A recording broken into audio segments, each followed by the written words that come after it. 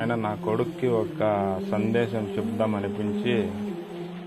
చెప్దాం అనుకున్నాను. కాకపోతే ప్రతి ఒక్క బిడ్డ నా బిడ్డగా భావించి అందరి జీవితాలు బాగుపడాలని నా తపన, నా తాపత్రయం. ఏదైనా కానీ చదువుతోనే సాధ్యము. ఆ చదువు ఎలా చదవాలి అంటే, అందరూ నిద్రపోయాక నువ్వు తిప్పేసే పేజీల శబ్దం నువ్వు గెలిచిన తర్వాత అందరూ కొట్టే చప్పట్లు కావాలి. అంతేగాని నాకు రాత రాసిండల్లా, నా నుదుటి మీద గీత ఉండాలంటే నేను నమ్మను. నిన్ను నమ్ముకో, నీలోని కష్టాన్ని నమ్ముకో, అదే నిన్ను విజయ తీరాలకు చేరుస్తుంది. ఏదైనా పట్టుదల ఉంటే సాధించలేనిది లేదు.